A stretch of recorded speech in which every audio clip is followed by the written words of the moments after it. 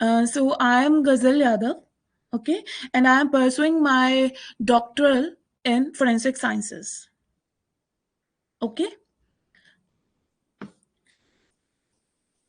and one thing more, if you are having some hesitation, some kind of hesitation or anything that you can't ask publicly here, okay, so you can. Yeah, yeah, I will be doing it in slideshare mode, but I was just checking that is the screen visible or not. Yeah, I know it's too small, but I will be zooming it. Okay. So yeah, if anyone's having means some of the people having shy nature that they don't ask or they can't ask in public, so you can just drop a message on my LinkedIn ID. So my LinkedIn is same as my name, Ghazal Yadav. Okay, you can search it and you can drop the message there.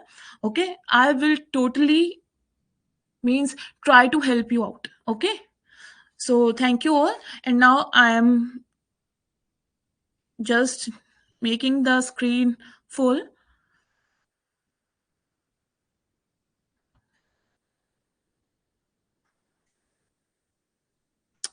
Okay,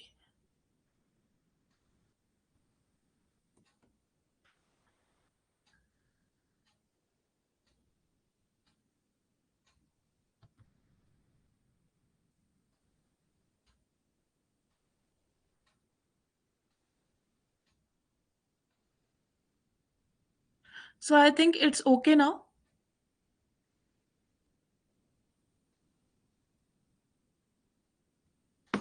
Okay, so basically in today's lecture we will be covering the basics.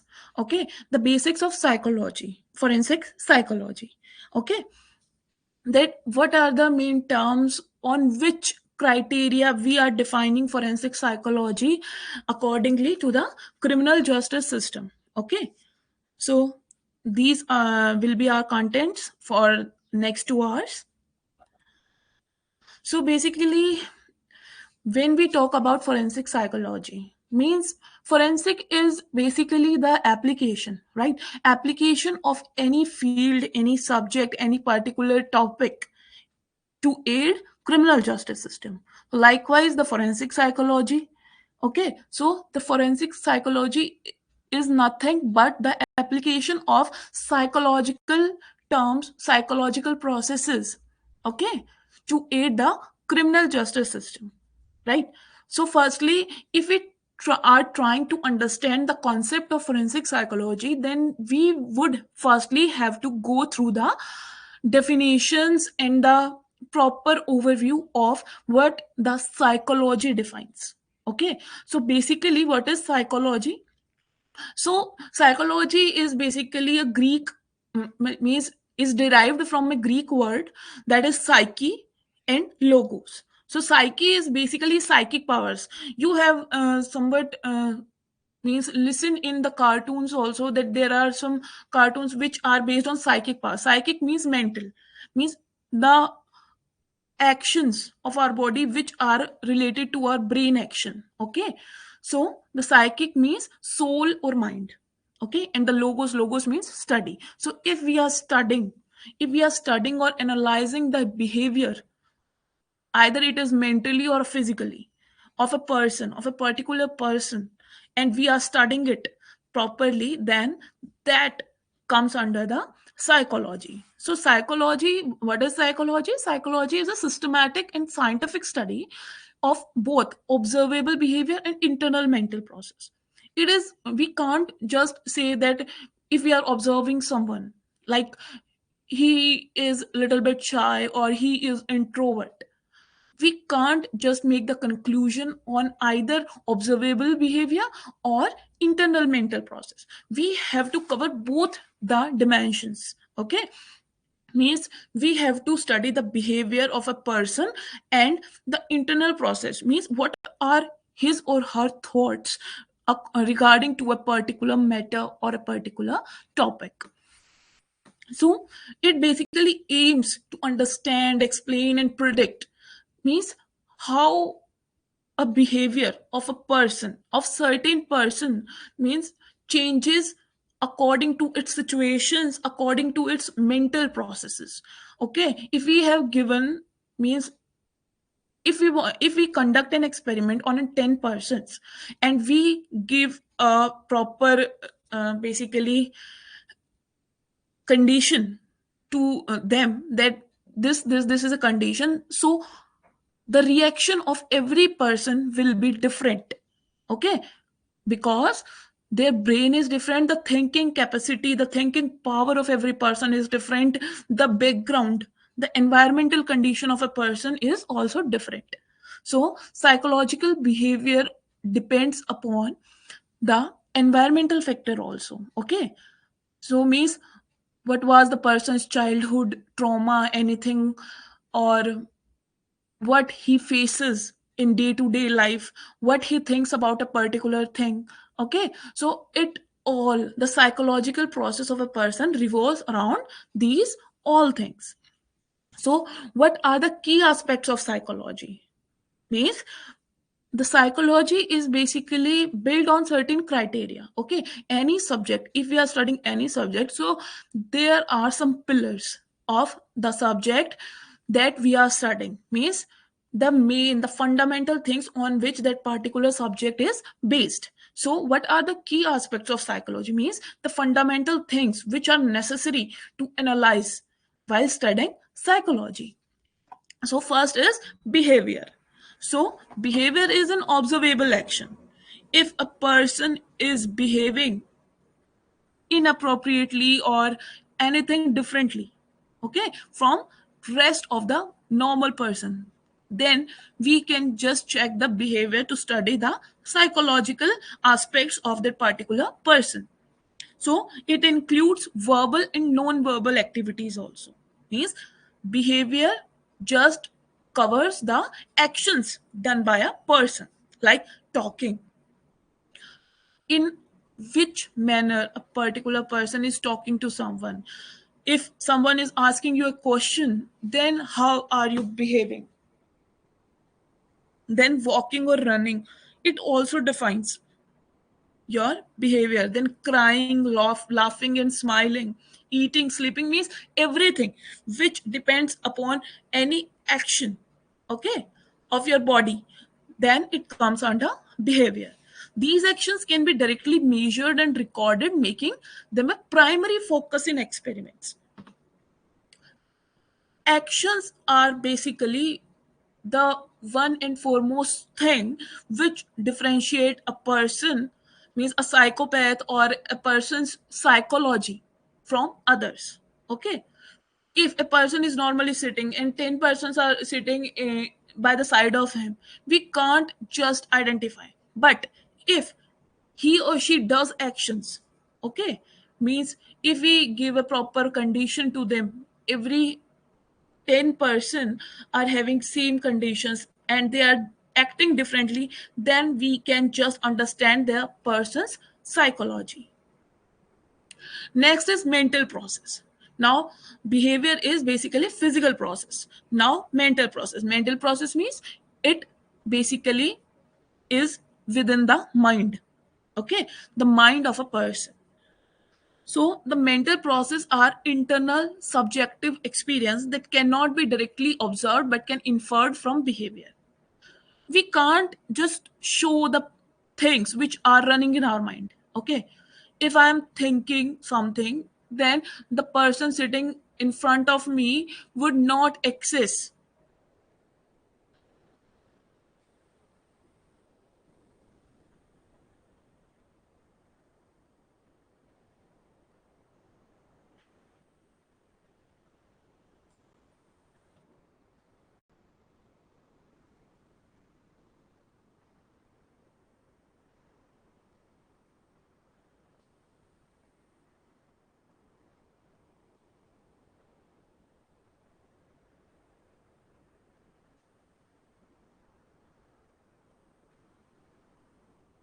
Is it okay now, Jennifer?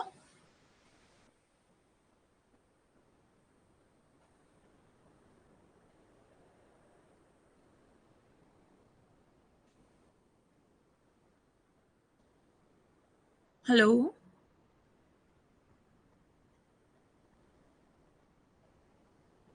Okay, great. So we just have to observe.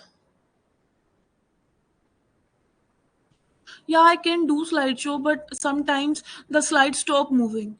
That's why, because in previous classes also there was an issue of that some slides stop moving. But okay, I will do that. But you can just raise your hand, okay? Because I won't be able to see your messages. So just raise hand if the slides stop moving, okay? So here I have done the slideshow mode, okay? So just do let me know by raising the hand.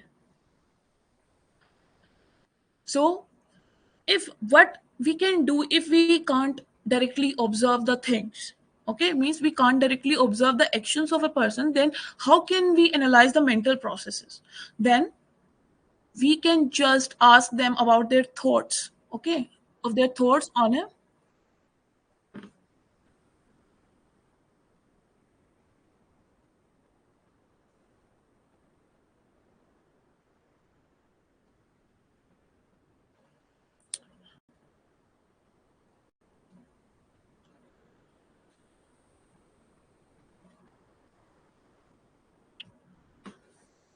Okay, so we just can analyze the thoughts, that what is their thinking on a certain topic, on a certain issue.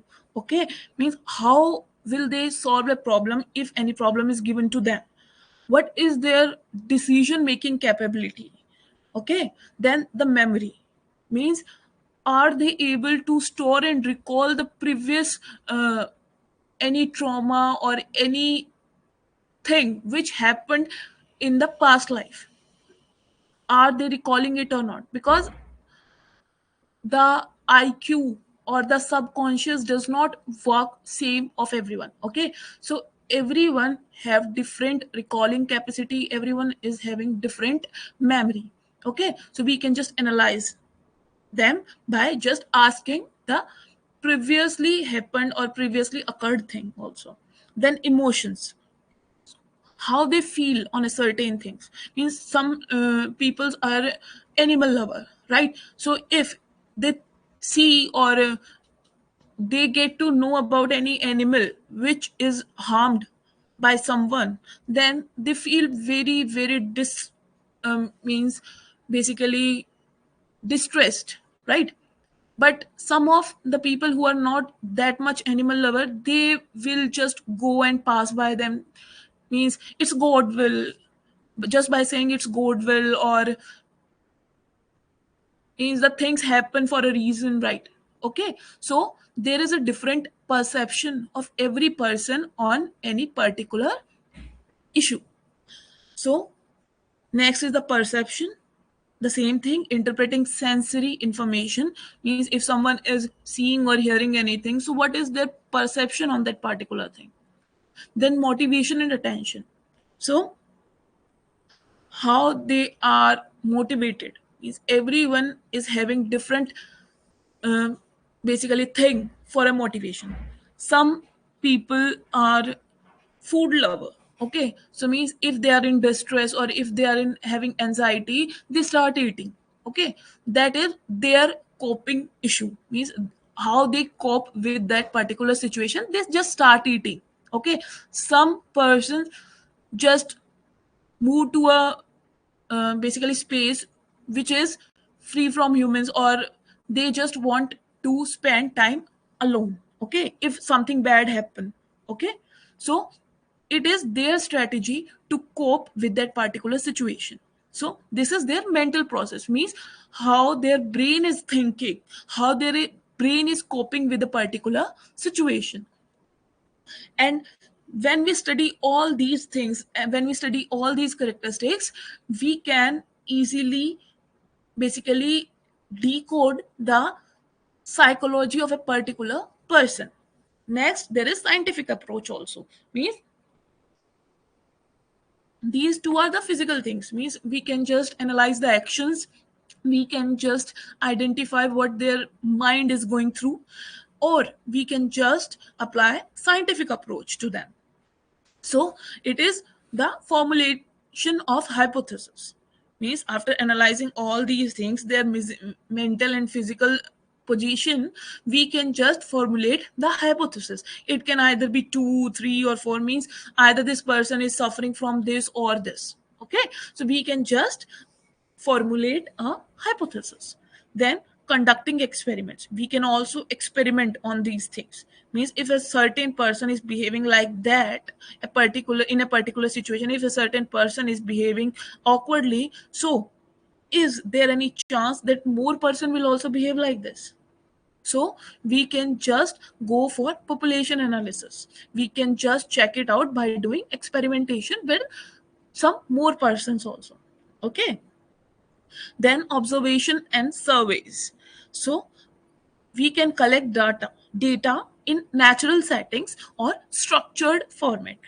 Likewise, when we are conducting experiments, so the basic and the foremost thing which is required in forensic psychology is to be basically particular regarding the data sets.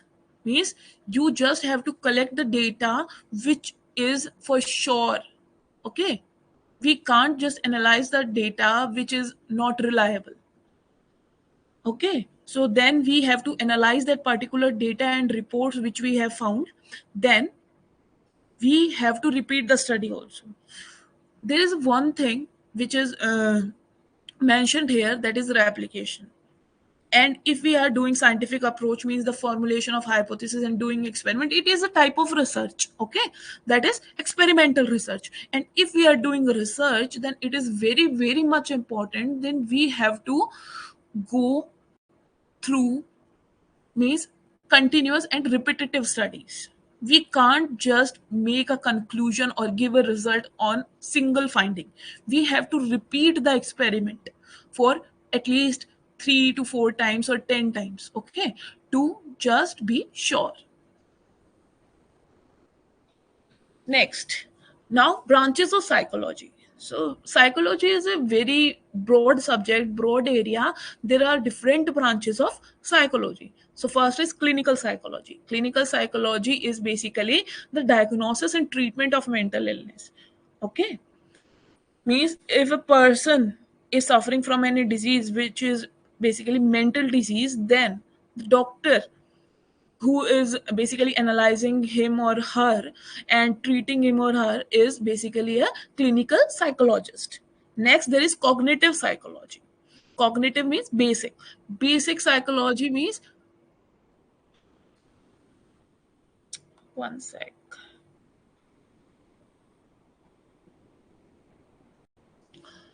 Hamandeep Kaur. Okay. So, Hamandeep, I can use Hindi, but firstly, I would like to ask the other student that can I go bilingual? Guys? Just do let me know, can I go bilingual? Means we I can use, I can basically explain in pure English also. If you means emphasize, then I will go in Hindi and English both.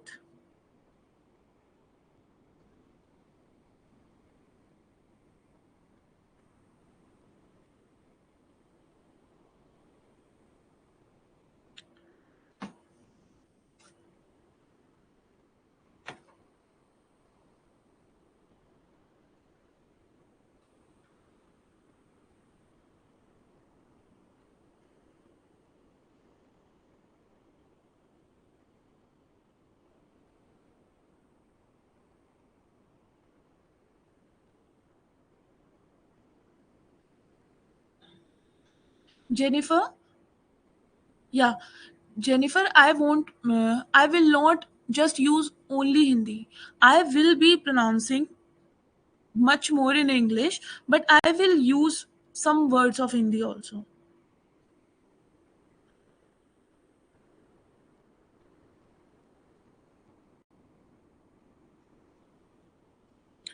Just give me a second, okay?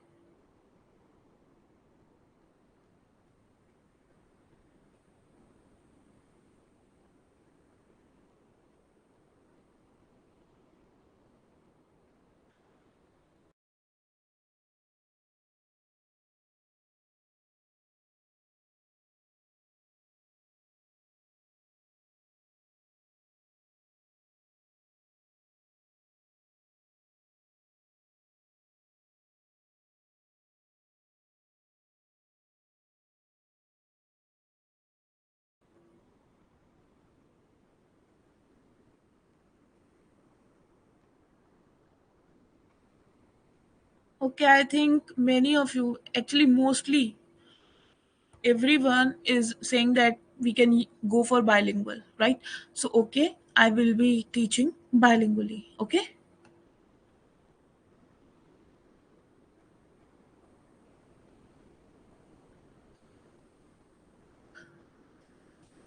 Okay.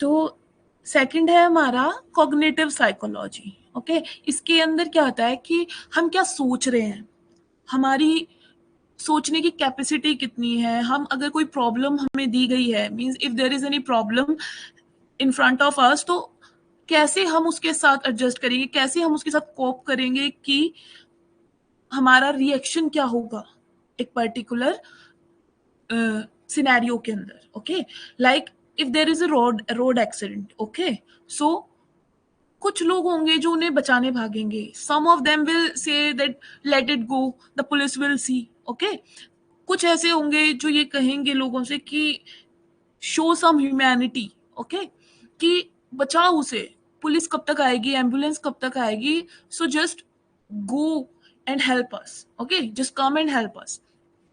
तो ये वाली चीजें कि हम सोचते क्या है एक पर्टिकुलर सिनेरियो के लिए, हमारी मेमोरी में क्या क्या चीजें रहती हैं, what are the things which affects our brain. Okay, कि हमारे कुछ ऐसे ट्रॉमा होते हैं जो किसी दूसरे इंसान के लिए तो बहुत छोटी सी चीज है, कि हाँ ठीक है हो गया तो क्या हो गया, बट किसी और के लिए वो छोटी चीज नहीं है। जैसे एक छोटा बच्चा है, छोटे बच्चे ने अपने पेरेंट्स से कलर मंगाए। ओके, वो बहुत दिन से रो रहा था कि मुझे कलर चाहिए, ये वाले ही कलर चाहिए मुझे, और उसके पेरेंट्स ने काफी टाइम बाद they just provided him that particular set of colours. अब उसके कलर गुम गए, वही कलर अगर आपको दिए जाए तो आपके लिए शायद it won't be that much thing कि मेरे कलर गुम गए, ठीक है गुम गए कोई नहीं और आ जाएंगे, but for that little kid those colours means a lot, right? उसके गुमे वो कलर, उसको वो रोएगा चिल्लाएगा जो भी है कि मुझे कलर लाके दो, उसके पेरेंट्स कहेंगे आपने घुमा दिया। तो उसके ये जो चीज है वो लाइफ टाइम याद रहेगी कि मैं छोटा था तो मेरे कलर घूम गए, right? So this is cognitive psychology, means it doesn't matter that the scenario is big और स्मॉल, ये मैटर करता है कि किसी पर्सन के लिए वो सिनेरियो कितना इंपॉर्टेंट है। Okay, so it is cognitive psychology. Next is developmental psychology. So human growth from infancy to old age, infancy means बचपन से लेके उसके बुढ़ापे तक उसकी साइकोलॉजी में कितना चेंज आया, क्या क्या उसने फील किया, क्या क्या उसने ऑब्जर्व किया in real world scenario, what is he feeling. कुछ लोग ऐसे कहते हैं कि हम ओल्ड स्कूल हैं, they think that this generation which is Gen Z is not for them, they are old school। okay, क्यों? क्योंकि उनके थॉट प्रोसेसेस वैसे हैं। उन्हें जब वो सुनते हैं कि पुराने जमाने में ये था कि those were the days when people there was no electricity and no smartphones and people were more engaged in social work, societal engagement was there, means लोग खेलते थे, ठीक है लोग बातें करते थे, बट जब से मोबाइल्स आए हैं, गैजेट्स आए हैं, ये चीजें खत्म हो गई हैं। तो ये जो चीज है, ये जो सिनेरियो है, कुछ लोगों के लिए अच्छा है, कुछ लोग कहेंगे कि टेक्नोलॉजी इज अ बून।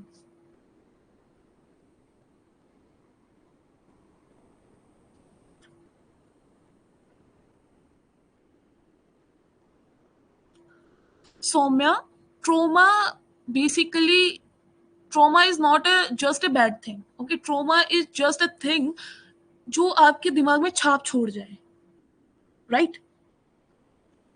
कुछ भी ऐसी चीज आपके साथ होती है, आपने एक बलून खरीदा, बलून किसी ने फूट दिया, वो आपको बलून बहुत अच्छा लगता था, या कोई आपका टॉय है जिसको आप हमेशा अपने साथ रखते थे पर किसी ने वो ले लिया आपसे या वो गुम गया। ओके, तो वो वाली चीज की जस्ट वो किसी और के लिए क्या होगा कि एक टॉय ही तो था.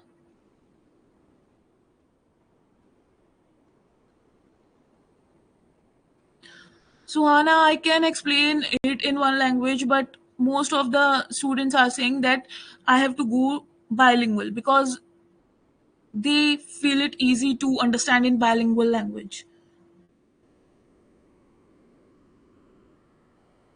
Suhani, trauma is a huge word. That's what I am saying that कि ज़रूरी नहीं है ये चीज़. अब एक बात बताओ आप, मैं वही तो समझाने की कोशिश कर रही हूँ कि आज के टाइम पे एक बिजनेसमैन के लिए ट्रॉमा क्या होगा. ट्रॉमा उसके लिए होगा कि बहुत लाखों करोड़ों रुपए का उसको नुकसान हो गया. ओके. बट एक बच्चा है, बच्चे को मतलब कुछ भी ऐसी चीज थी जिसको उसे वो बहुत पसंद थी, बहुत ज्यादा, कि उसका एक टॉय था जो उसे बहुत पसंद था, और सडनली उसके सामने किसी ने वो टॉय फाड़ दिया. Okay.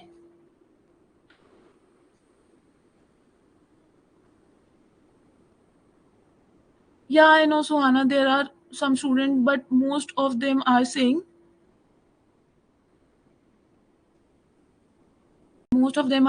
that I have to go bilingual. Now, what should I do?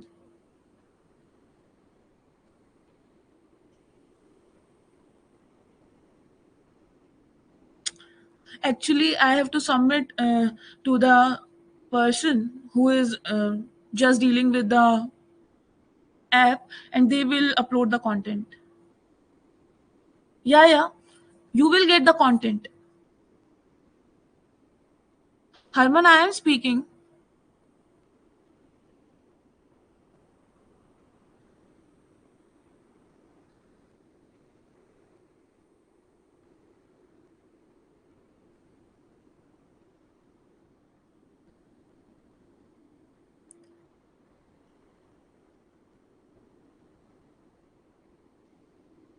Uh,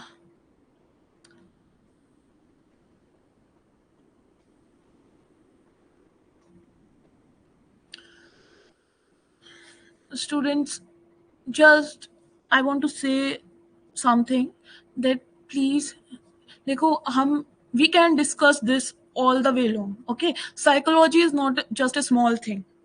Okay, and psychology is not a subject also कि हमने उसे पढ़ लिया और वो हो गया. Psychology is just a perspective. Okay, everyone is having different psychology. Means जरूरी नहीं है कि आप इस चीज पे मानो, आप किसी चीज को एग्री करो.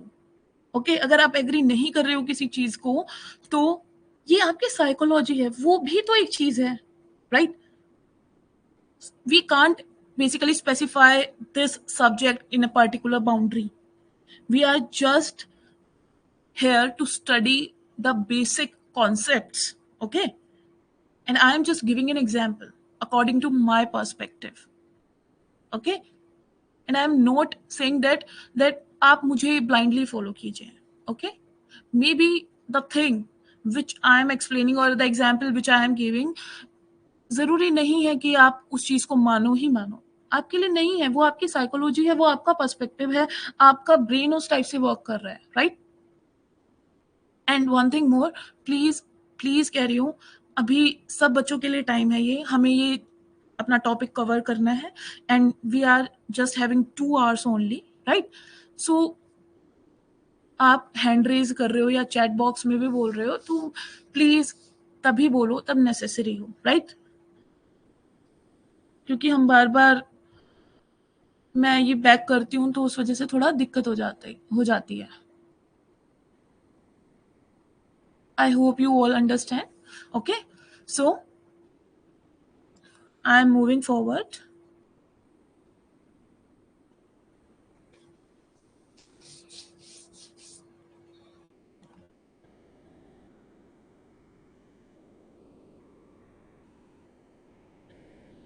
Okay, so developmental psychology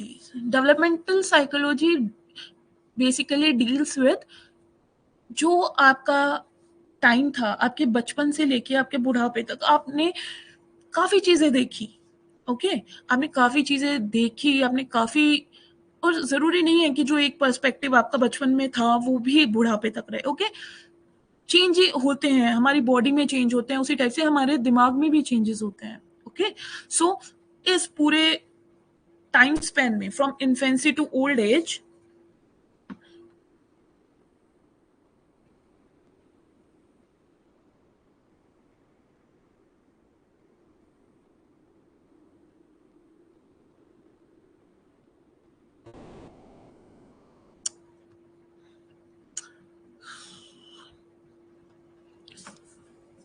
सो काफी ऐसे सिनेरियो रहे होंगे, काफी ऐसी चीजें रही होंगी जहां पे आपने कुछ अलग फील किया from rest of the people who are present there. Okay, आपका मान लो 8 दोस्त हो, आप 7 या 8 दोस्त हो, उनमें से सारों का पर्सपेक्टिव एक पर्टिकुलर टॉपिक पे अलग होगा।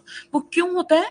क्योंकि हमारी लाइफ में हमने चीजें देखी हैं, जो हमारी लाइफ में हमने फील किया है। ओके, हर एक पर्टिकुलर मूड के ऊपर या हर एक पर्टिकुलर टाइम के ऊपर हम उसे अपनी जिंदगी में अप्लाई करते हैं। Okay, that is developmental psychology. Means you will meet some persons who will say that money is not everything. Okay, money is something, but money is not everything. You can't buy happiness with money. And some of them say that I can buy everything with money. I will be happy अगर मेरे पास पैसे होंगे। Because जो ये कह रहा है कि पैसा ही सब कुछ नहीं है, उसने कुछ ऐसा देखा होगा अपनी लाइफ में जो पैसे से नहीं मिला।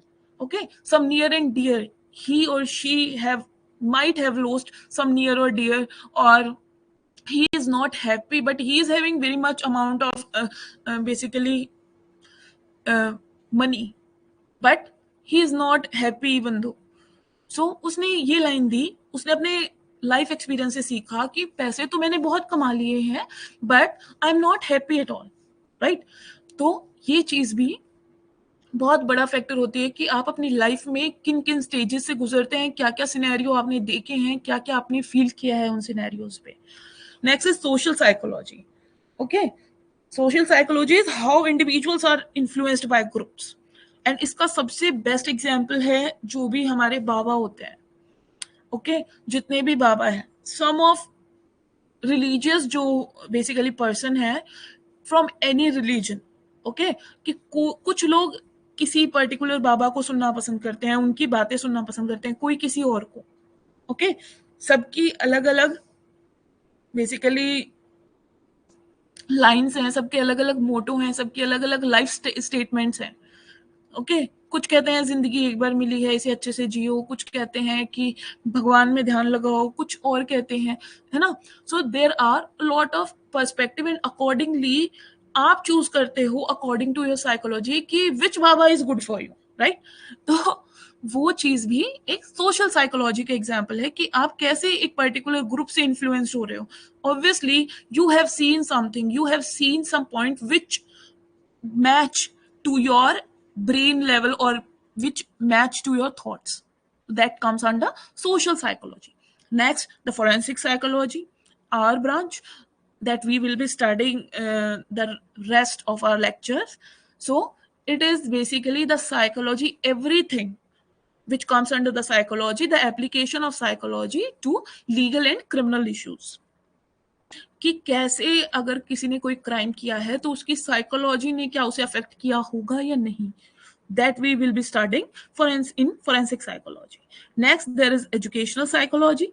Educational psychology is basically the teaching methods. Okay, the teaching methods and the learning processes which we have to enhance. आपने देखा होगा NEP 2020 National Education Policy. It is based on this particular thing, that is educational psychology, that is pedagogy. Right, कि student को कैसे पढ़ाया जाए कि उसे बर्डन भी ना लगे and he will feel comfortable, he and she will feel comfortable with the subject, with the topics, and he and she will be able to easily understand without rote learning, ratta marne se nahi, but he will truly understand the concept behind a particular scenario or things. Okay, next is industrial organizational psychology, that what should be the behavior of a person, what should be the behavior of people in their working place. अब आपने देखा होगा कि अब तो चलो थोड़ी बहुत जगह पे हो गया है बट नॉट एवरीवेयर कि you can't just go to your work place in informals, means आप ऐसे ही लोअर टी शर्ट पहन के या शॉर्ट्स पहन के you can't go to your work place, right? क्यों? क्योंकि वो आता है साइकोलॉजी में कि आप वेल ड्रेस्ड होंगे, वेल मैनर्ड होंगे, तो आप काम की आपकी एफिशिएंसी जो है वो अच्छी रहेगी। Okay, if you are from a particular state and you basically at your home you speak your native language, but in workplace it is mandatory to speak English. Okay, you can't use your native language there. Why so? ताकि everyone, because India is very cultural country और इसके अंदर different different language है, right? और अगर मान लो एक कोई भी एमएनसी है, मल्टीनेशनल कंपनी है या और भी ऐसी कोई बड़ी कंपनी है, वहां पे 10 लोग काम कर रहे हैं अलग अलग स्टेट से, then how will they communicate? तो एक मेन लैंग्वेज रख दी है।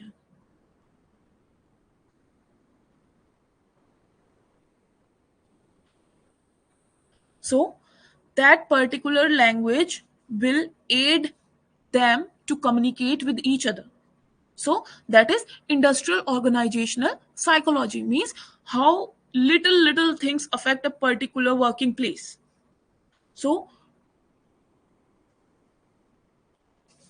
next, it is our subject, our topic. So we have come to forensic psychology after understanding the basic concepts of psychology and their branches.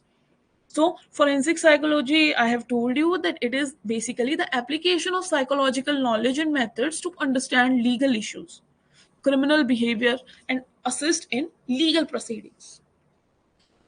Means, if a person committed a crime, okay, either it is heinous or not, but in under what circumstances or under what conditions he or she had done that particular thing, okay, so we will be studying these things in forensic psychology.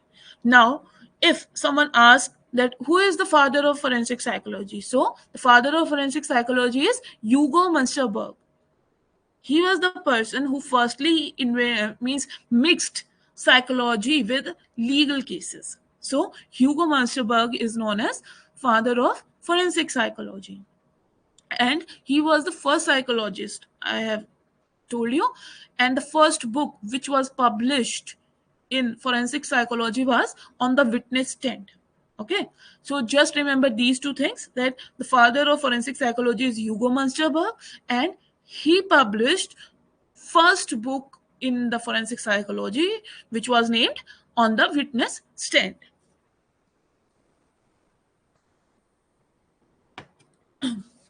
Now, basically forensic psychology will be covering is basically it covers all the theories, practices, methods, and the things which comes under the psychology. Okay, but with respect to criminal justice system or legal system, if a theory is fitting in that particular scenario, that we are,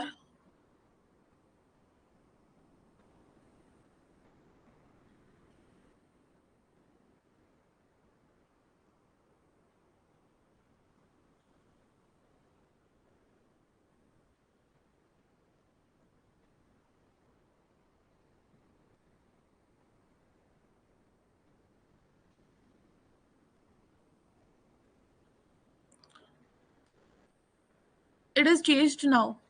Okay,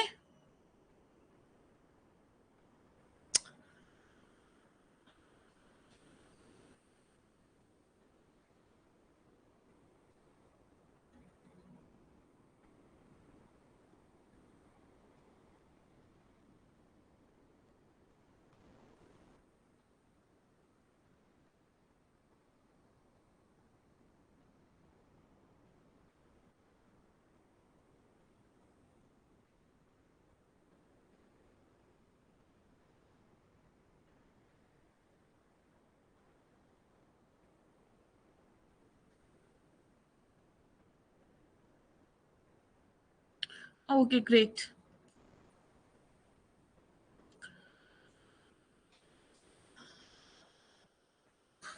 So basically, if we are taking help of psychology to solve a particular case or to analyze the behavior of a person at that particular moment, then we apply psychology in the legal cases, and then this psychology, the application of psychology in legal system, is known as forensic psychology.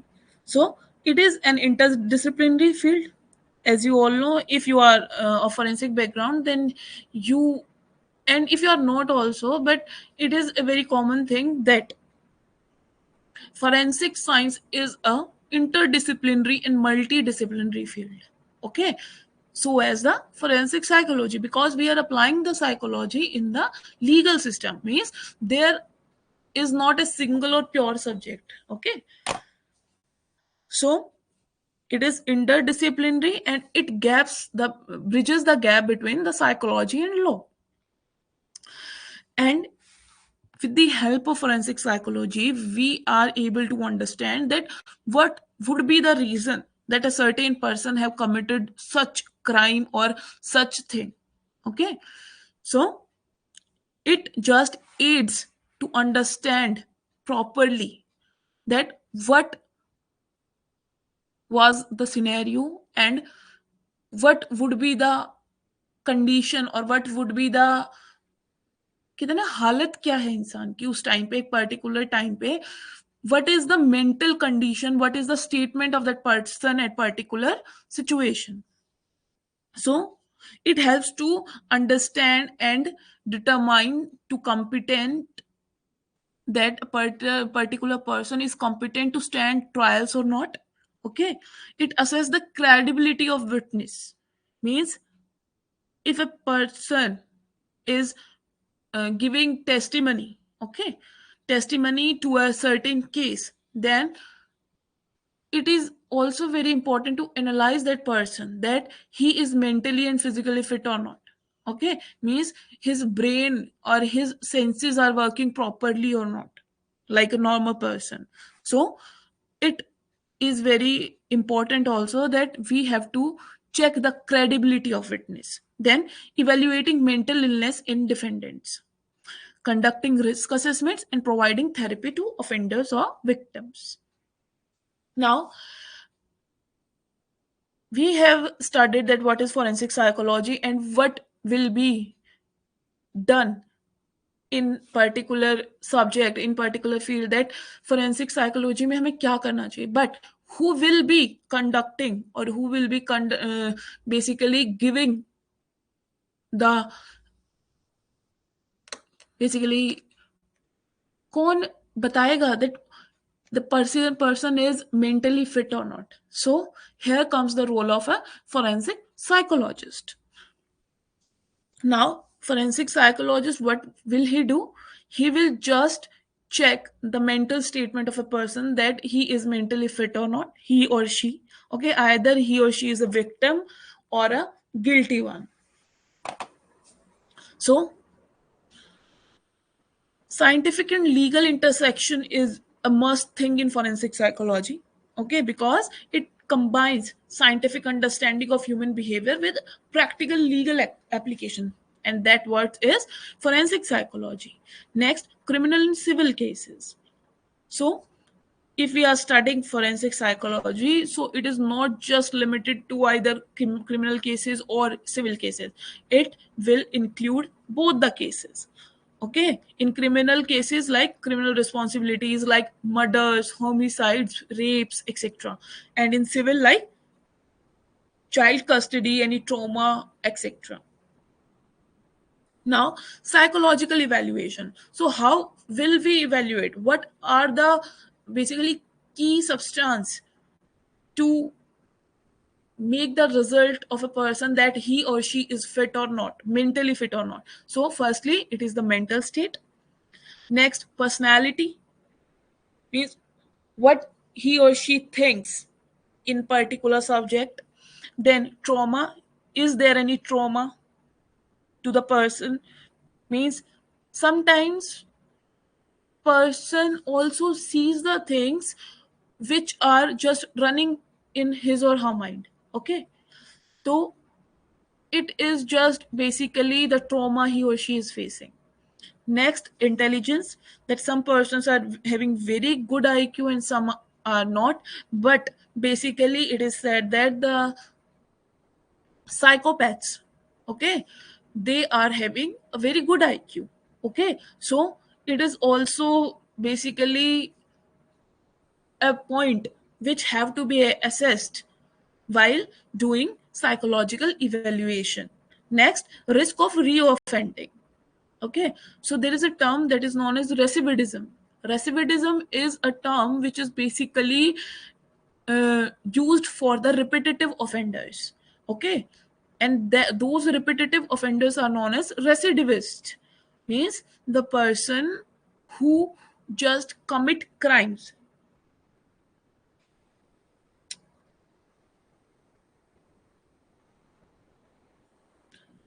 Yeah, Jennifer, that's the only thing. That's why I am not taking the class in slideshare mode, because sometimes slides stop moving.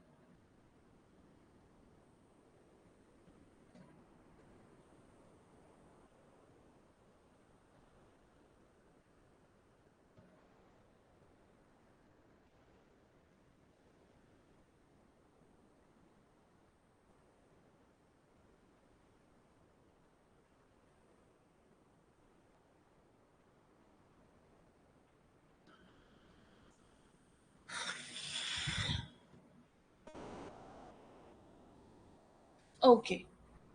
So next is legal aid. Legal aid means it helps the court to interpret complex psychological data, because not everyone is able to decode the things. Okay, there is sometimes there is very minute difference between a particular healthy person, mentally healthy person, and the person which is suffering from mental illness. Okay, so it is very much important to go for legal aid. Okay, next there is expert testimony. So expert testimony comes under the Indian Evidence Act. Okay, Indian Evidence Act, and the section is section 45. So the section 45 states that the admissibility of a particular thing, either it can be a testimony or any evidence, depends upon the expert. Means the expert have evaluated it or not. Okay, so expert must be there for providing the evidence regarding to a particular thing. So it is the expert testimony.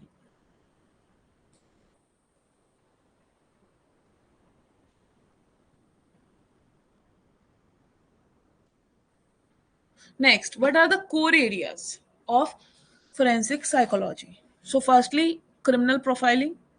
Okay, means a person have is committing certain crimes like serial murders, etc.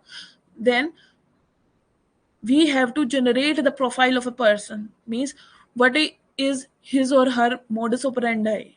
Okay, what are basically the things which he wants to state by those murders or by those activities of his or her. Okay, next, competency evaluation means either he or she is basically physically fit or mentally fit or not. Insanity assessment, same thing, means he is insane or not. Okay, there is a line which is that there is a minute difference between a normal person and an insane person. Okay, so that particular minute line is basically analyzed while assessing a person for any legal formality.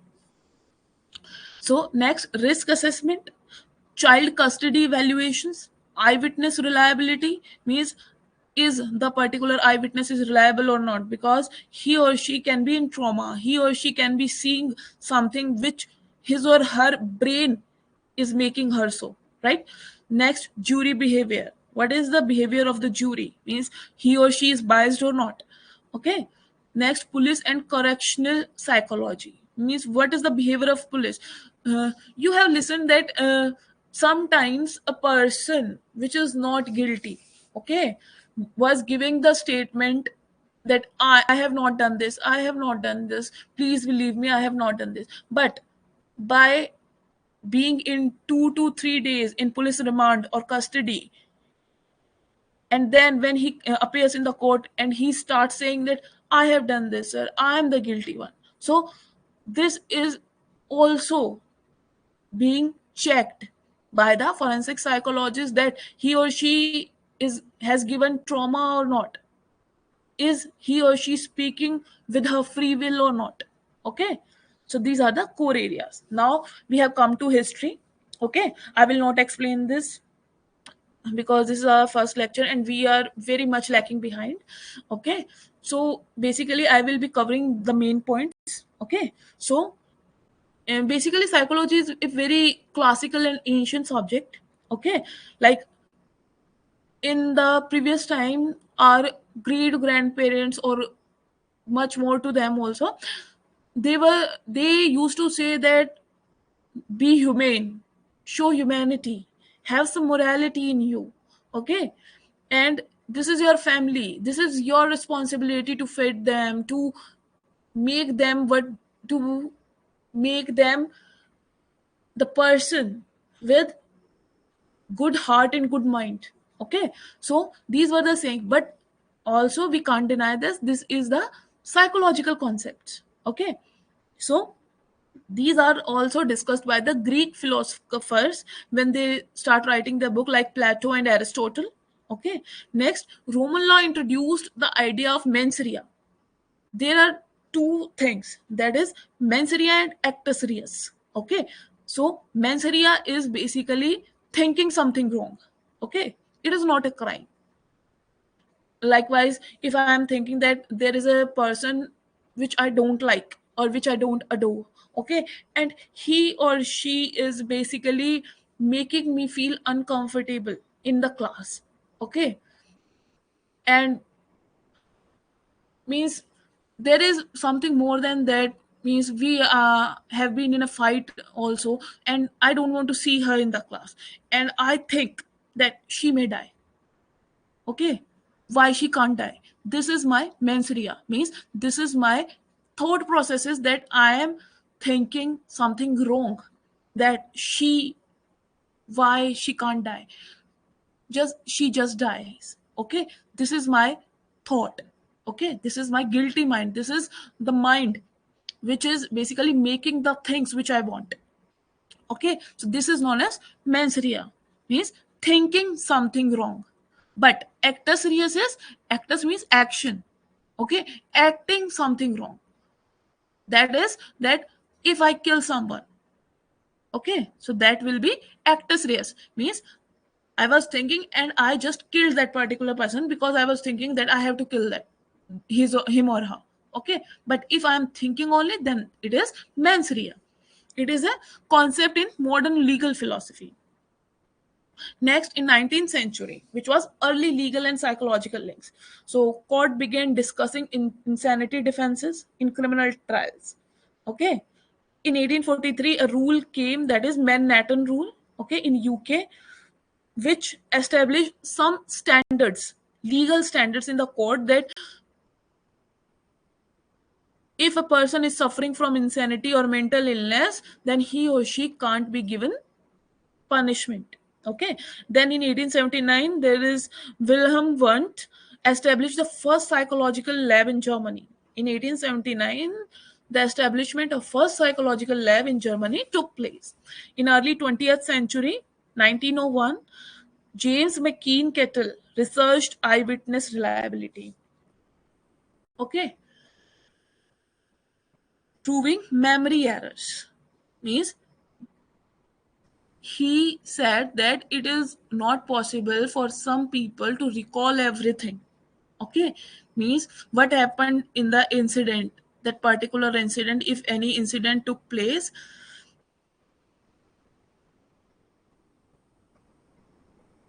One sec.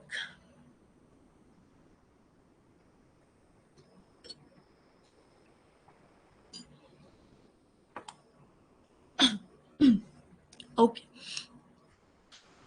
so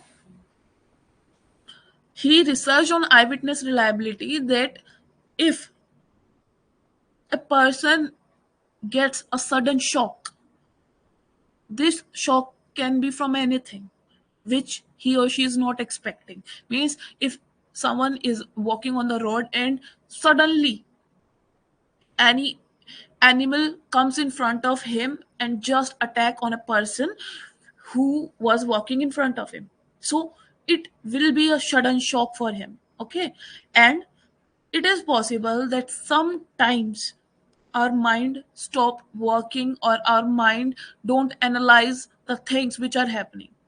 Okay, our mind just makes the things on, and that's why James McKean Kettle researched on eyewitness reliability, that how much reliable the eyewitness is. Next, in 1908, Hugo Munsterberg published a book which is on the witness stand, promoting psychology's use in legal settings. Okay. Then in 1970, William Marston developed polygraph. Polygraph is a lie detector technique, okay, which is basically based on the body movements, okay, internal organ movements like heartbeat or pulse rate, etc., and our outer body movements like if a person is sweating or not, that things, it depends on that. Next, in mid 20th century, the growth of the field took place. Means the psychological field suddenly boost in mid 20th century. In like psychological autopsies and trauma studies begin. Means we can also, there is a term that is known as cadaveric spasm. Okay, so it is a term which is basically in which a person's hand, okay, means the palm of a person and the fingers, they just, he just grabbed something before his death and his palm and finger just closed so tightly that even in autopsy, if someone tries to open them, they will not open, they will get detached from the hand but they will not open. So this type of spasm is known as cadaveric spasm.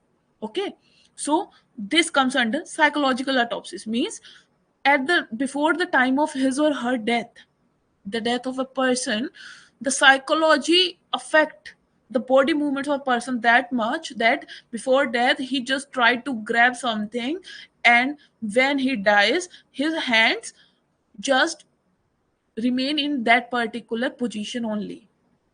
Okay. Next, court increasingly accepted psychologist as expert witness. Okay, obviously the psychologist, the person who are studying psychology will be the expert of psychology. Then focused expand on eyewitness memory, false confession, and suggestibility.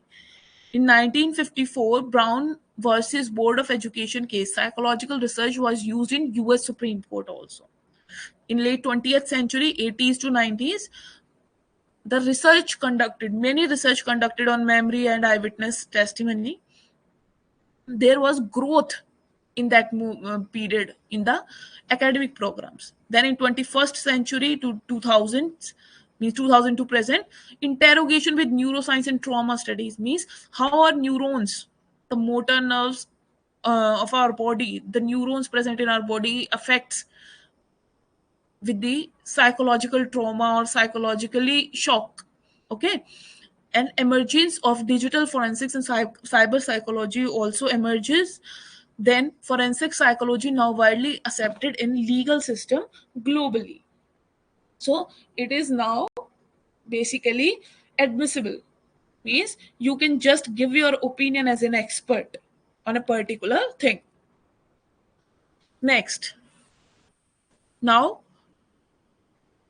if we want to study the human behavior relevant to legal issue, then we have to go to the psychology. So psychology seek the truth through scientific method, okay, and law seek the justice through legal procedures.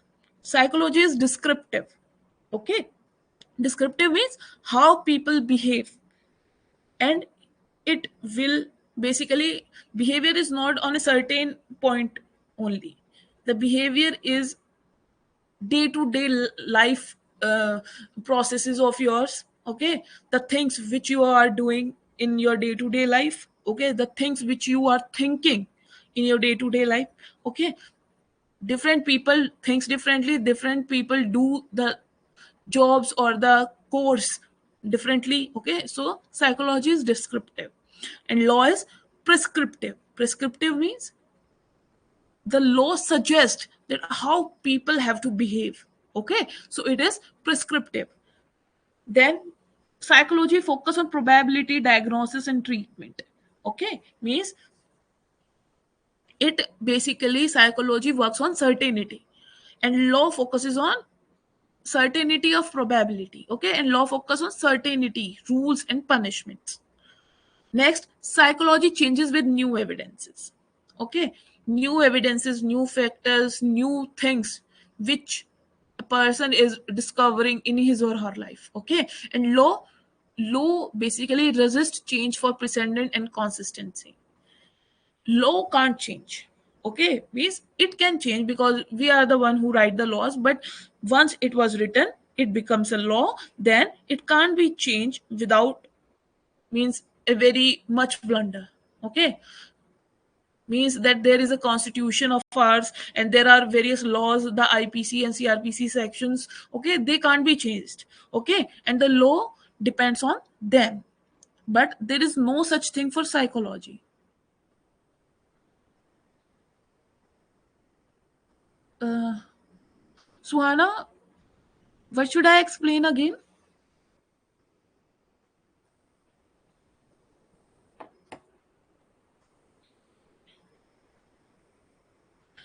Basically we are talking about the difference in psychology and law. Okay, so psychology obviously it depends upon the scientific methods and methodology. Okay, the person's behavior, the bodily movement and the thinking process. Okay, but law doesn't have to deal with those things. Law is just, if a particular law is just made, it has to be applied thoroughly.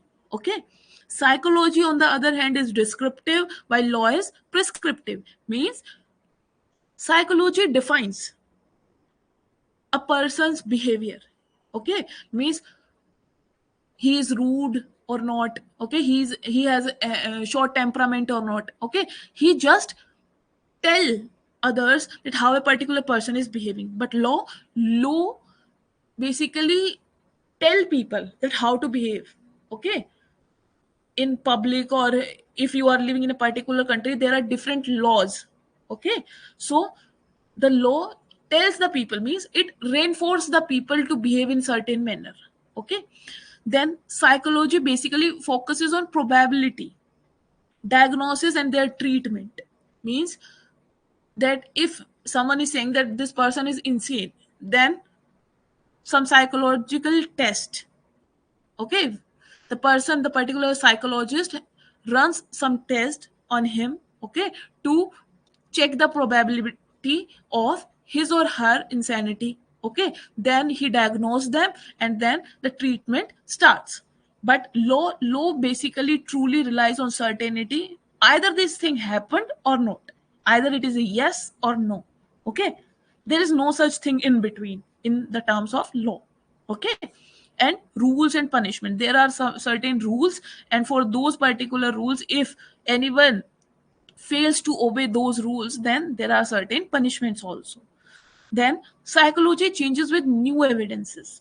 Means if there is a particular some evidences in a case, then psychology changes. Means uh, like in a particular case, everyone is thinking that there are two persons. Okay, and from one of them everyone is thinking that he is guilty. Okay, everybody. But if there is evidence which supports his statement, then the perspective of people changes, and then they start thinking that he is not guilty because this particular evidence shows that he was not present there. Okay, so it changes with new evidence. the psychology of person. Okay, so the people psychology changes with the evidence we get, but law does not change for anyone. Okay, if there is section 376 for rape, then it will be for rape. It can't be section 416 or 520 for rape. Okay, so this is the thing. Now, key roles of a forensic psychologist. So, the key roles are basically clinical assessment, okay, for checking the person's mental stability, then expert testimony that he or she have to give the testimony in the court, then consultation, okay, if judge, because judge is also a person. It is not necessary that he or she will be knowing everything about the psychology. Then you you can be there to assist the judge, to consult with the judge, okay, attorneys and police. Next, research, okay, there is also researches going on in the field of psychology. Then therapeutic interventions means providing therapy to the offenders, victims and inmates. Now, what are the major areas of application? For criminal cases, we can apply forensic psychology. Civil cases, juvenile justice, police psychology, and correctional psychology. Now, psychological assessments in legal context.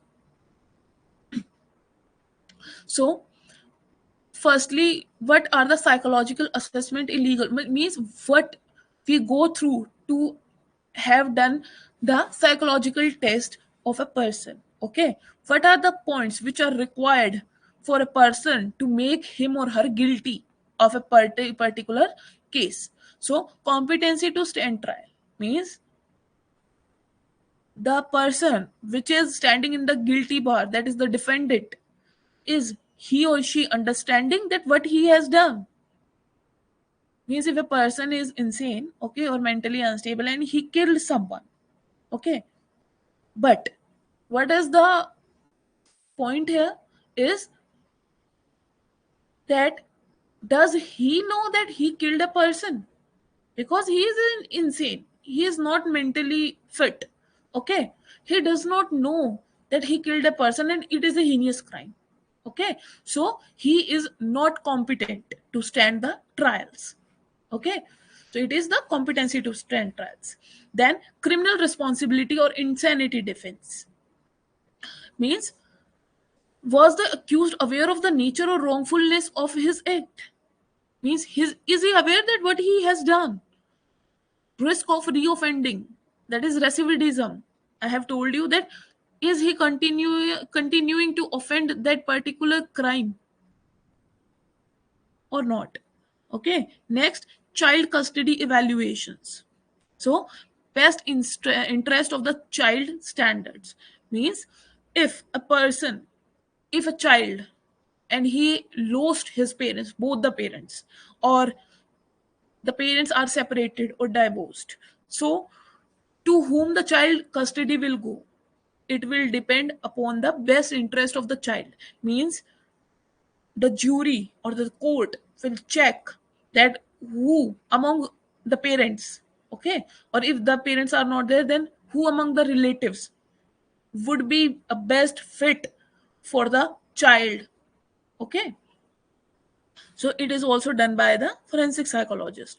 Then fitness for duty, okay, for police, military and others.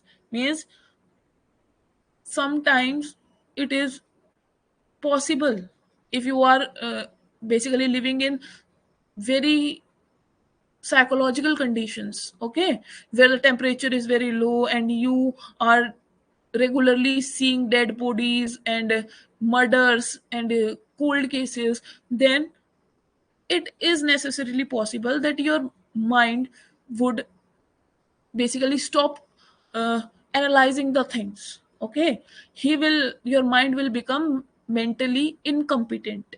Okay, so the person who are serving in police or military would become incompetent to do their duty or jobs. Okay, so it is also checked by the psychological assessments. So there are some legal standards, okay, in forensic psychology rules basically on which the assessment took place. So first is McNaughton rules.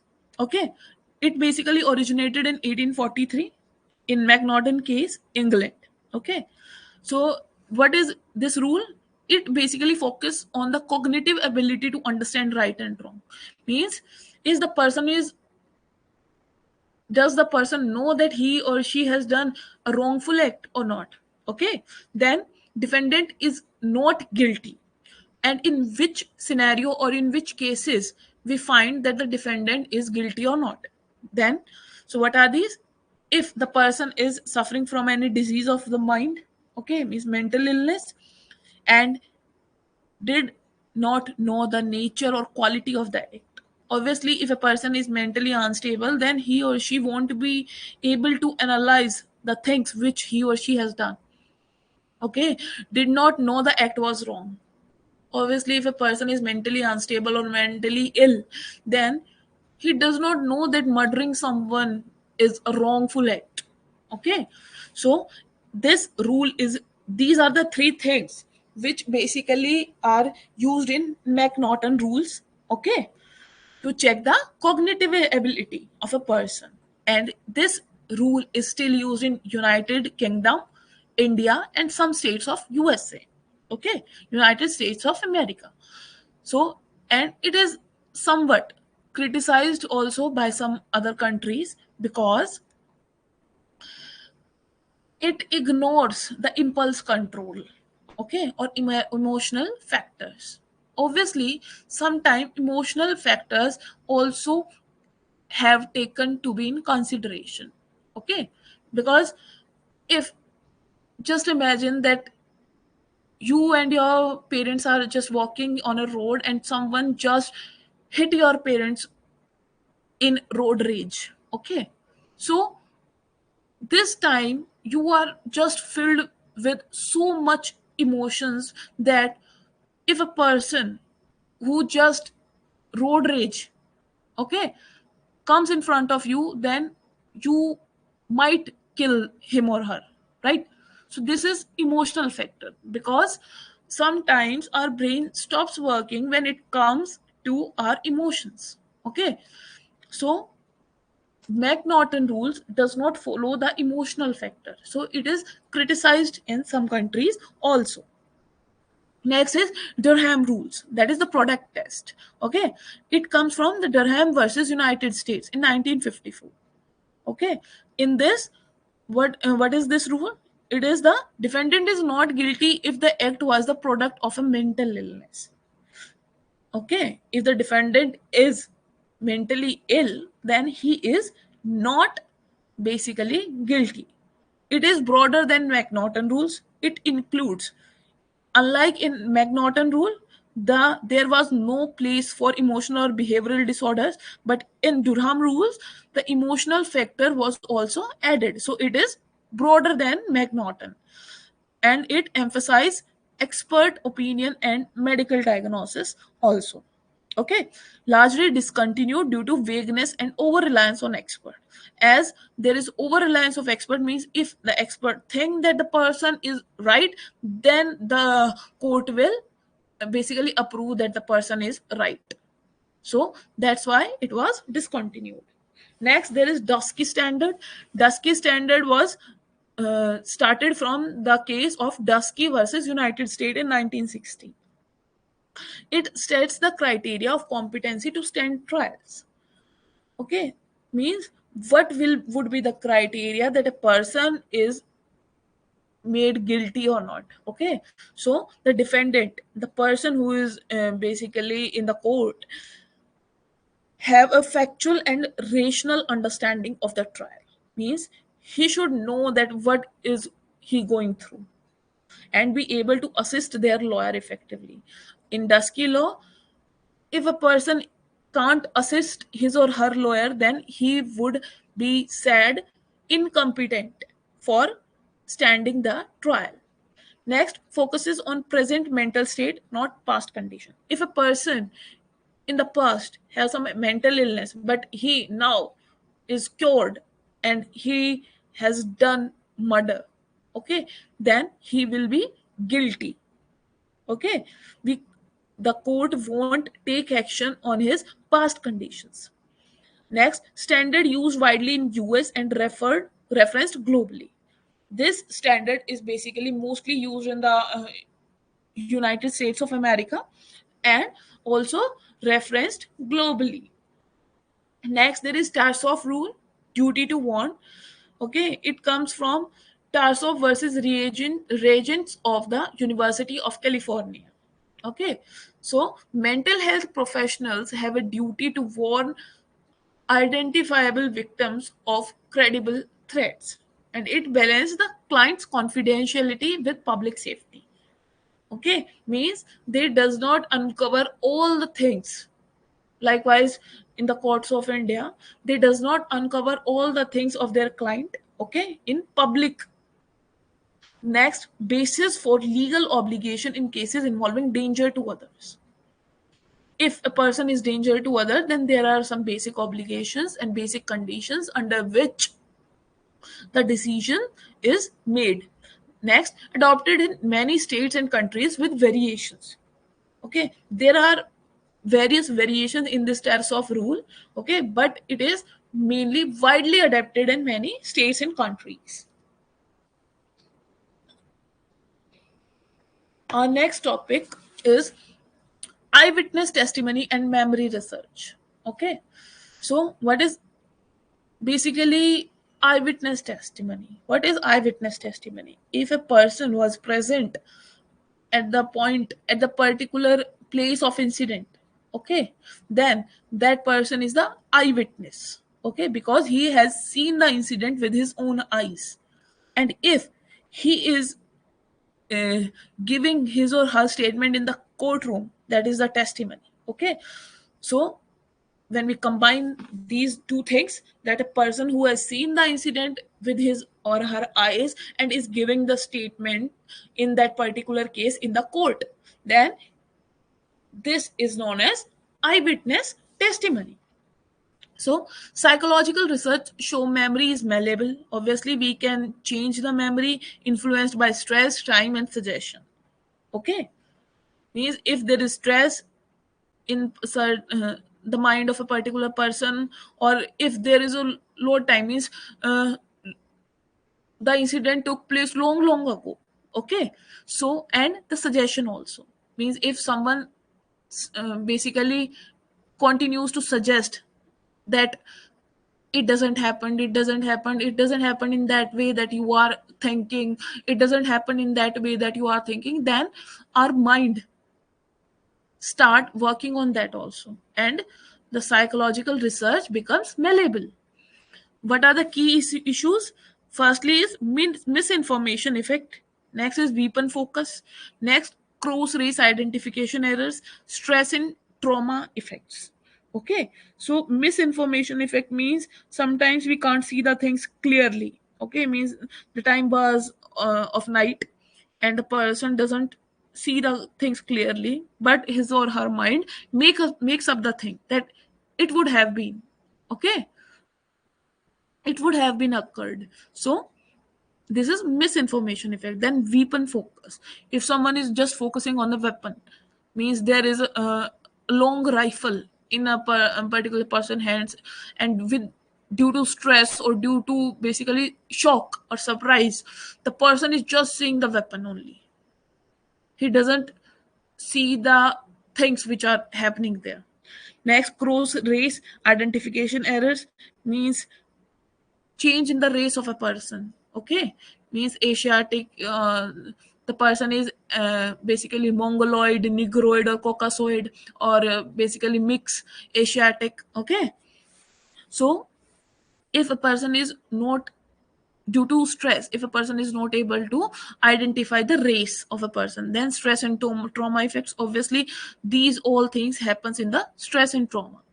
Next, psychologists improve legal procedures like cognitive interviews, lineup protocols, etc. So basically what is the work of psychologist? Psychologist basically continues to improve the legal procedures, means they start making it easy and basically effective with the respect to particular cases. Next, false confession and interrogation. Sometimes I have told you the case of police that if a person is not guilty and he's saying, but after being in the remand of police, he is saying that he is guilty. So it is false confessions, and interrogations also. Next, jury selection and decision making. So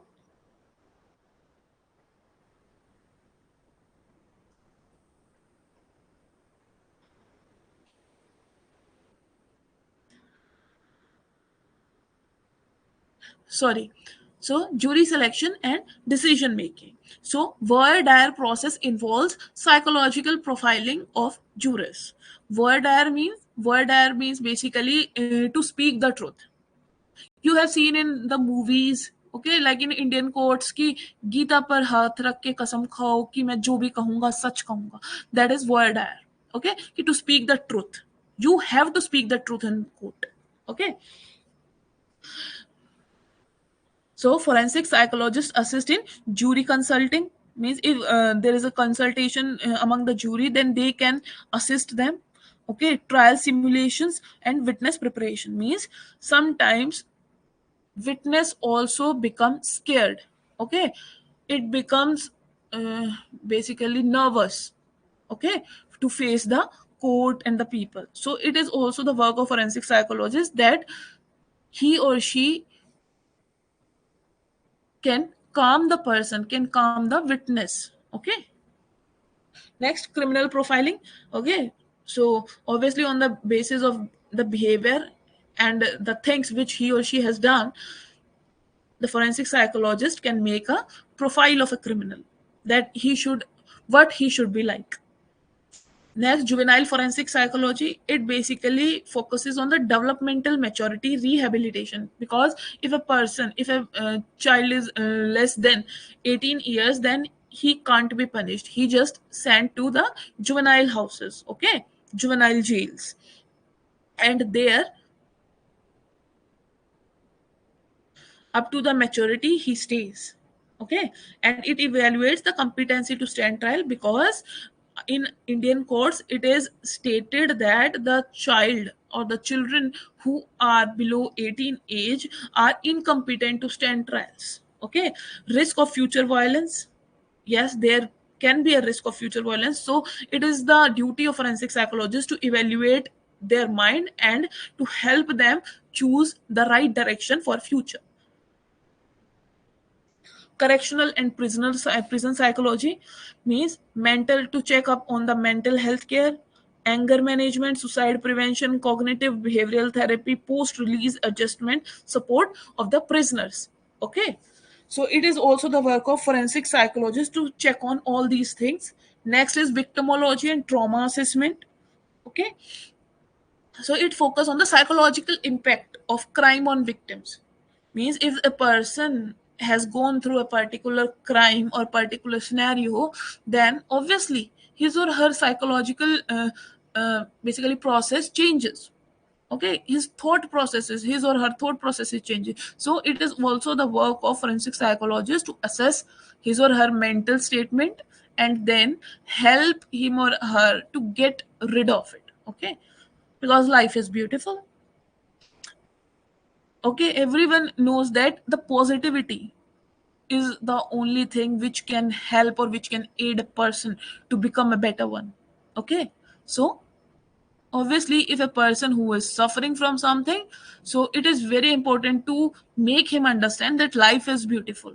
Life is beautiful, the world is beautiful, you have to live it. Next, support services for testifying victims, rape, child abuse, and domestic violence is also there. Next, training and qualification. So there should be master's or doctorate in psychology, specialization in forensic psychology, the person who is becoming a forensic psychologist. Okay, knowledge of legal procedure and terminologies, supervised internship in legal settings, continuing education and licensing should be there. Next, challenges in the field. Now obviously we are basically coping with the persons who are having a criminal background or who are being the victim of any criminal offense. So it is very challenging job. So balancing clinical neutrality with legal demands.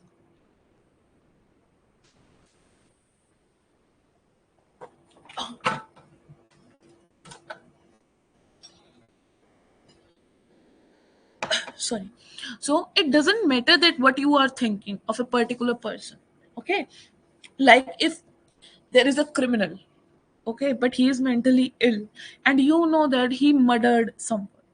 So it is not your duty to become biased. Okay.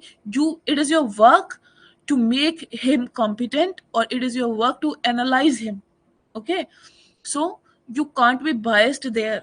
Okay. You can't just write false result that he is competent enough. No. It is your duty and you have to do it honestly. Okay. So you have to be neutral for that person. You can't become emotional at that time. Next, pressure from courts or attorneys to support on one side. If there is a pressure, so you just have to deny it. You can't support one side only. It is your work and you have to be unbiased. Next, ethical issues. What are the ethical issues in forensic psychology? So, dual relationship, firstly. Okay, means what is dual relationship? If you are treating a person and you are the only one who is evaluating him that he is right or wrong, okay, you can't do the same things at the same times. Okay, because it will lead to the biasness. Next, informed consent. You have to give, or you have to take the consent of the person from himself or from the family. Okay, about what would happen with them in these basically assessment. If he or she is going in under a psychological assessment, then it is your duty as a forensic psychologist to tell him that what would be going to happen with them. Okay, what is the criteria and what is the purpose why this assessment is taking place or not. Okay. Next, competence. So it is not only the competence of a person or the guilty one that he is mentally ill or not. It is your competency also as a forensic psychologist that you are the master of the subject or not. Okay, you know everything or not. Next, impartiality and objectivity. Obviously, you shouldn't be impartial. Sorry, you shouldn't be partial. Okay, you should do your job impartially. Next, confidentiality. You cannot disclose the result. Sometimes you have seen that doctors start giving the statement of a person that of a if there is a political person or any actor or actresses, so if or in any case there is a child who is the victim, and then the press comes to the hospital and they start asking to the doctor that what is the condition, sir, what is the condition, just tell us what is the condition of the child. And the doctors tell them that yes, he is stable, yes, she is stable or not. Okay, so it is totally unethical. You can't just release your statement in these type of cases. Okay, because it is a personal thing. You can't just basically spread the information all over. It is the thing of confidentiality and it is very unethical. Duty to warn and protect. So psychologists may face dilemmas if client pose threats to others. So it is their ethical duty to also protect the third party overrides. Next, use of psychological test. Obviously, proper psychological test should be used. Next, cultural competence. Okay, means if a person from South India or if a person from foreign country is speaking German or Spanish or Italian and you don't know the particular language, so you will at that particular time where or when you doesn't know the language or the culture of that particular person, then you at that same point of time you will become incompetent to assess that particular person. Okay, because if you don't know the language, then how will you understand the person, what he speaking or not, right? So there should be cultural competence. Next, honesty in testimony and reports. You should be honest with your job also and with the results also, without being biased. Next, handling or of malpractice allegations. So you have to respond ethically and legally. If there is any type of misconduct, you should follow the protocol. Okay. Next, ethical use of technology. So if you are using basically any type of technology, okay, so you should firstly check that it is ethical or not. Okay. And then you can go for that particular technology. But you should keep in mind that you are using that particular technology is foolproof or not.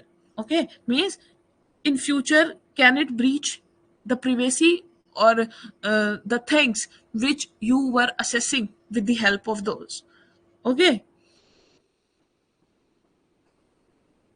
now there is a word teleforensic. Teleforensic is basically uh, the use of forensic in investigations of telephones or mobile phones, sorry, telephones or telephone system. Okay, so it is known as teleforensic, means the communication thing, if you are assessing coding or decoding the statements.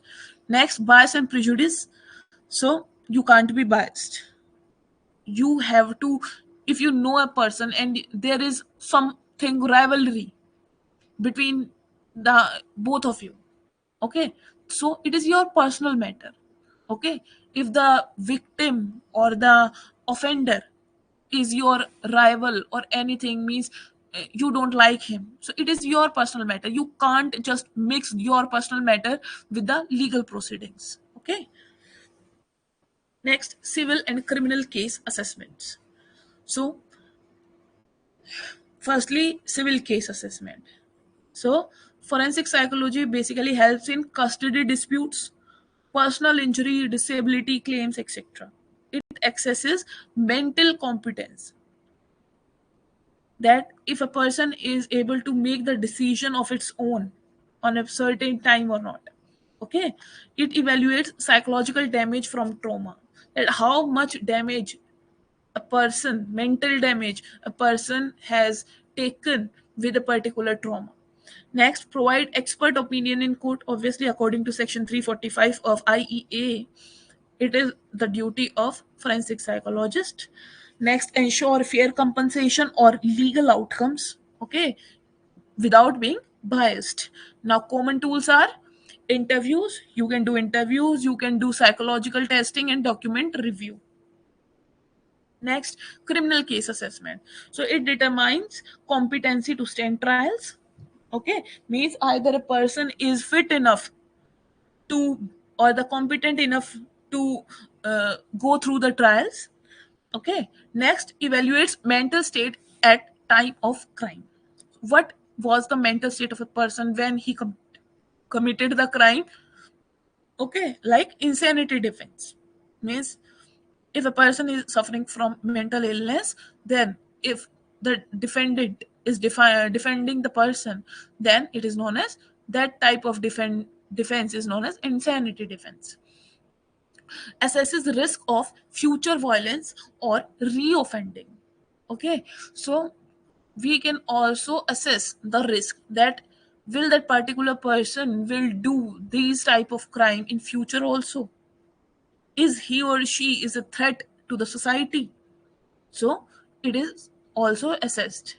Next, helps in sentencing decisions and rehabilitation planning, supports legal system in differentiating between illness and criminal intent, and uses of forensic tools like MMPI2, HCR20, MSC, etc. Now, assessing mental competency. It is also known as competency to stand trials, that is CST. So, what is mental competency firstly? So, mental competency refers to a person's current mental ability, means is his mind stable or not? Okay. It is not the same as criminal responsibility or insanity. which looks at mental state at the time of offense.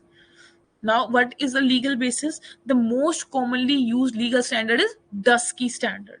We have studied now Dusky standard. So this is the most legal standard, that the defendant must have factual and rational understanding of legal proceedings. Means what is happening to him in the court. He should understand everything.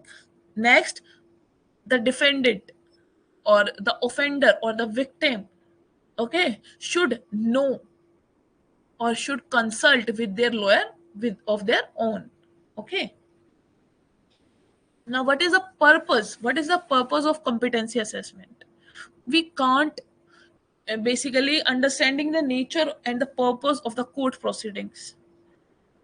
Means if a person is understanding that what is happening to him, if a person know that he has committed a crime or not, if a person is in guilt or not.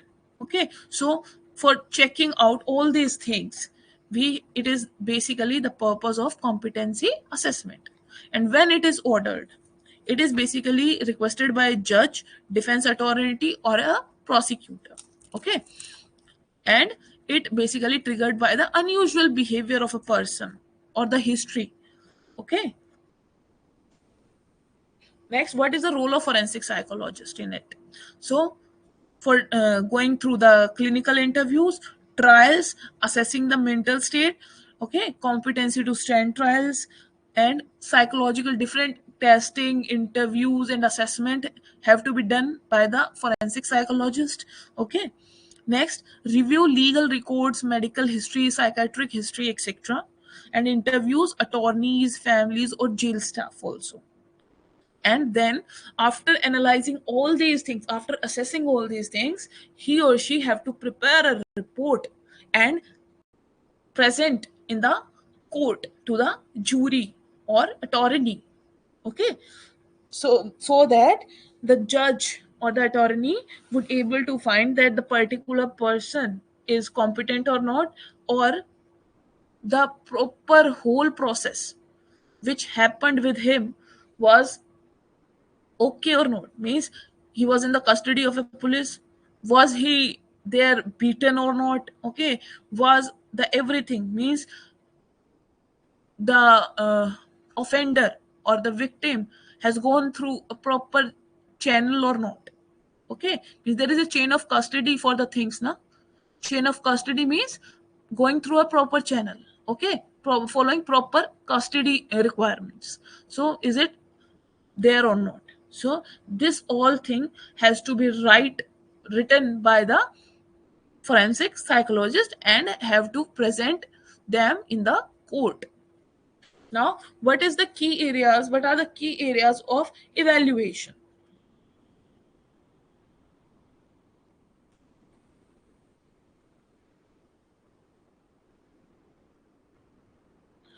Okay, so the key areas of evaluations are understanding of legal system. So the forensic psychologist should understand the legal system and the law. Next, ability to participate in defense. Okay, means he should know his field, his own field also. He should know the minute loopholes or the beneficiary points also of his own subject, so that he can just discuss it with the authority. Okay, or communicate with the attorney, etc. Next, mental health status. So if there is any mental illness or not, like psychosis or schizophrenia, okay, like these diseases, if it is present or not. Next, cognitive defects like dementia, intellectual disability is there or not. Insight into one's own condition and case. Now, assessment tools commonly used. What are the common tools which are used for assessment? Okay, for of the person who is competent or not. Okay, if a person is able to CST, competency to stand trials, is there. If a person is not uh, basically mentally ill, so how we can find? We can find by these assessment tools. So first is, we will be starting them in basically in detail in tomorrow's lecture, okay? But it is just, I am just getting you to know about the overview here, okay? So firstly is MacArthur Competence Assessment Tool Criminal Adjudication, that is MacCAT-CA. Okay, it, what is the purpose of this tool? It firstly assesses a defendant's competency to stand trial. Obviously, every tool is used for what is the purpose? To check the mental statement, to competency to the competency to stand trials, etc. Okay, so what are its feature? It's a structured interview format. It is basically interview format. Likewise, you have if you have given some competitive exams, not, I'm not talking, it can be CBT, okay, or it can be on paper, okay, like you have to fill the OMR sheets now. Likewise, same here, there is a sheet which is given to the particular offender or anyone who is basically regarded as the competent or not to stand the trials. So he is given a structured interview format, and then he or she has to write those questions, or he or she is being asked those particular questions, okay? And it evaluates both cognitive and decision making capacity. Means they know that what is basic, means did they know that what they have done, or they can make decisions or not, okay? Next, evaluation of competency to stand trial revised. It is ECSTR. Okay, what is its purpose?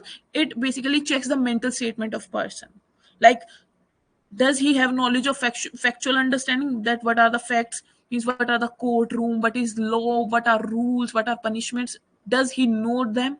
Next, rational understanding, means does he know that how in the courtroom how the proceedings basically occur? Next, ability to consult with one's authority, means is he able to consult with his own lawyer or not? Is he able to basically stand in the courtroom and analyze what is happening with him? So it comes under ECSTR. Next, competency assessment instrument, that is CAI. Basically, it is a semi-structured interview tool which assesses the trial competency, means either a person is suitable or fit for trials or not. It basically assesses 13 areas, like understanding charges, is he understanding the charges which is on him, means the basically the IPCs which are applied on his offense. Next, courtroom procedure, that what are the courtroom procedure and what is his role in all this, is he able to understand this? So it comes under competency assessment instrument. Next, mini mental state exam, that is MMSC. It is for cognitive screening. What is its purpose? Its purpose is basically quick cognitive screening tool, okay? Basically it is for not forensic specific, then so we will not be basically discussing it, okay? But it is also a tool for psychology, that is mini mental state exam, that is MMSE. Now, what are the outcomes of evaluation? If we evaluate a person that he competent to stand trial or not, then what are the outcomes? Okay, so if the person found to be competent to stand trial, then the proceeding continue to normal, means the every proceeding continues. And if the person found incompetent to stand trial, then legal proceeding halted, and the court may offer firstly the treatment of the person, okay, so that he can restore the competency, and then the case will reopen. Next, restoration of competency. Treatment. What are the type of treatment which are given to incompetent person? So medications, psychoeducation about court proceedings, therapy sessions, so that he can regain his competency. If restored, then trial resumes. Same like that, that the case will reopen. And if not restorable or reasonable time, like if the court has given, means court gave approx 1 year or 2 year to basically make the person competent to stand trial, and if it won't, then the case won't open for further. Okay, it depends upon the crime, the type of crime which he or she has committed. Okay, so that was all about the basics of forensic psychology. Okay.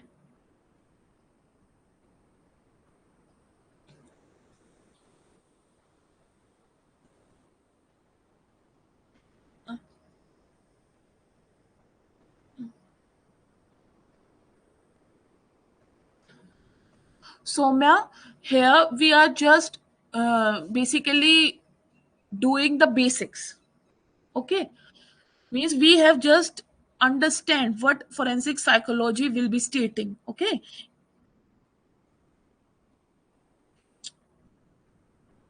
obviously the title of the slide was that the basics of forensic psychology. You can see we haven't studied anything in detail yet.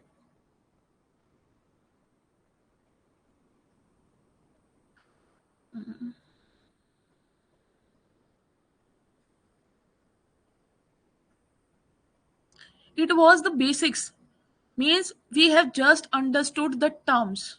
Okay, that what would we be covering.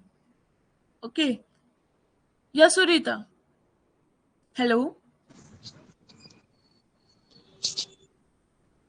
hello, Surita.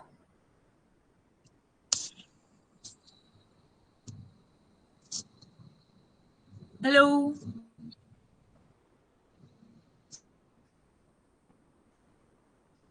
Okay, so that was all about the basics of forensic psychology. Means in this lecture we have studied the basics, the terms which we will be covering in our next 7 lectures.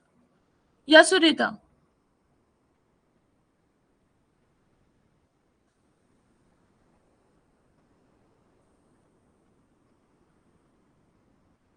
And one thing more, guys, this PPT will be given to you.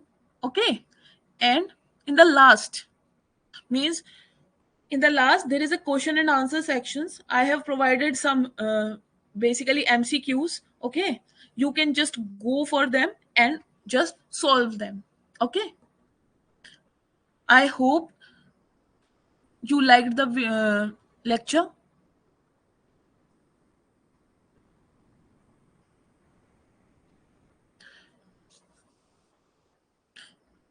Is there anything, means any doubt?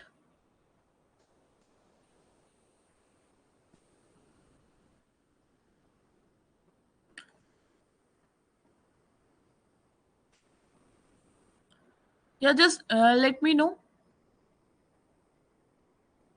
Does anyone having any doubt?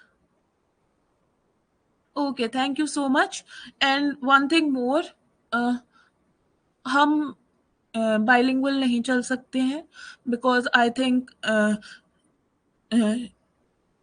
you have been told by the authorities कि we can't go bilingual. Yeah, you will be given this whole PPT. Okay, and you can just read it from there.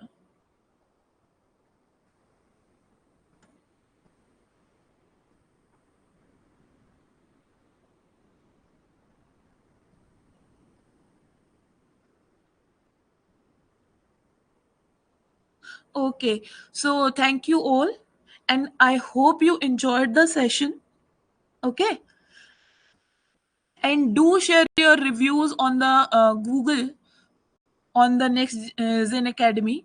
Okay, you can just share your reviews there. Okay, and I would be more than happy if you are just understanding everything. Okay, thank you all, and thank you for your patience. And if anyone will be having any doubt, they can connect with me on LinkedIn. Okay, so we will meet tomorrow. Until then, bye bye, good night, and have a good uh, basically day ahead. Okay. Okay, guys, bye bye and take care.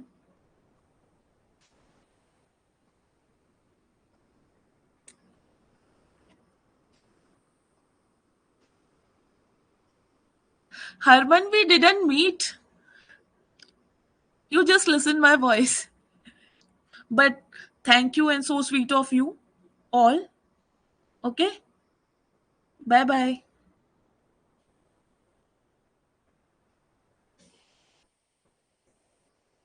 Yeah, you can leave, guys.